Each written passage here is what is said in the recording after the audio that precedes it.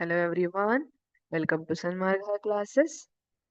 ಪ್ರಾಣಿಗಳಲ್ಲಿ ಸಂತಾನೋತ್ಪತ್ತಿ ಪಾಠದ 27ನೇ ಪ್ರಶ್ನೆ. ರೂಪ ಪರಿವರ್ತನೆ ಎಂದರೇನು? ರೂಪ ಪರಿವರ್ತನೆಯನ್ನ ನಾವು ಯಾವ ಜೀವಿಗಳಲ್ಲಿ ನೋಡ್ತೀವಿ? ಈಗ ಕಪ್ಪೆ ವಯಸ್ಕ ಕಪ್ಪೆಯಾಗಿ ಬದಲಾಗ್ತದಲ್ಲ, ಅದಕ್ಕಿಂತ ಮೊದಲು ಹೇಗಿರ್ತದೆ? ಚಿಟ್ಟೆ. ನಾವು ಚಿಟ್ಟೆಯನ್ನ ನೋಡ್ತೀವಲ್ಲ ಅಥವಾ ರೇಷ್ಮೆ ಹುಳುವನ್ನ ನೋಡ್ತೀವಲ್ಲ, ಅದು ಅದರ ಮೊದಲ ಹಂತದಲ್ಲಿ ಹೇಗಿದೆ ಅನ್ನೋದನ್ನ ನೋಡಿದ್ರೆ ನಮ್ಗೆ ರೂಪ ಪರಿವರ್ತನೆ ಅಂದ್ರೆ ಏನು ಅನ್ನುವಂತಹ ಕಾನ್ಸೆಪ್ಟ್ ಅರ್ಥ ಆಗ್ತದೆ.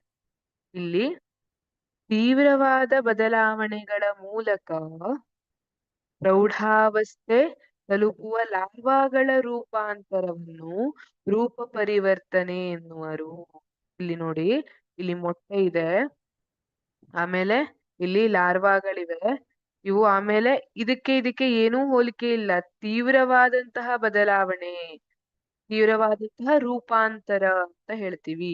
ಇದಕ್ಕೆ ಏನು ಸಂಬಂಧ ಇರೋ ತರನೇ ಅನ್ಸೋದಿಲ್ಲ ಅಲ್ವಾ?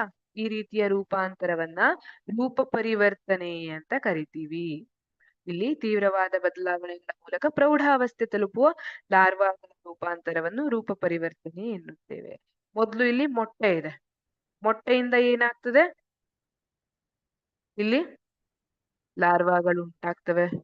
ಆಮೇಲೆ ಅವು ಪ್ಯೂಪಾ ಅಂತ ಹೇಳ್ತೀವಿ. ಅದಾದ್ಮೇಲೆ ವಯಸ್ಕ ಚಿಟ್ಟೆಯಾಗಿ ಬದಲಾವಣೆ ಹೊಂದುತ್ತದೆ. ಅಥವಾ ಇದೇ ತರ ನಾವು ಕಪ್ಪೆಯನ್ನ ಕನ್ಸಿಡರ್ ಮಾಡಿದ್ರೆ, ಕಪ್ಪೆ ಮೊಟ್ಟೆಯಿಂದ ಗೊದ ಮೊಟ್ಟೆ ಅಂತ ಹೇಳ್ತೀವಿ. ಗೊದ ಮೊಟ್ಟೆಯಿಂದ ಬೆಳೆದಿರುವಂತಹ ಗೊದ ಮೊಟ್ಟೆ ಆಗ್ತದೆ. ಬೆಳೆದ ಗೊದ ಮೊಟ್ಟೆಯಿಂದ ಆಮೇಲೆ ವಯಸ್ಕ ಕಪ್ಪೆಯಾಗಿ ಬದಲಾವಣೆಯನ್ನ ಹೊಂದುತ್ತದೆ. ಇದನ್ನ ಕೂಡ ರೂಪ ಪರಿವರ್ತನೆ ಅಂತ ಹೇಳ್ತೀವಿ. ಅಲ್ಲೂ ಕೂಡ ನೀವು ಗೋದ ಮೊಟ್ಟೆಯ ಆಕಾರವನ್ನ ನೋಡಿದ್ರೆ ಅದು ವಯಸ್ಕ ಕಪ್ಪೆಯ ಆಕಾರಕ್ಕೆ ಬಹಳ ವ್ಯತ್ಯಾಸ ಇರ್ತದೆ. ಹಾಗಾಗಿ ಅದು ಏನ್ ಹೇಳ್ತೀವಿ? ತೀವ್ರವಾದ ಬದಲಾವಣೆಯ ಮೂಲಕ ರೂಪಾಂತರವಾಗುವುದು ಅಂತ ಹೇಳ್ತೀವಿ. ಇದನ್ನ ರೂಪ ಪರಿವರ್ತನೆ ಅಂತ ಹೇಳಲಾಗುತ್ತೆ. Thank you.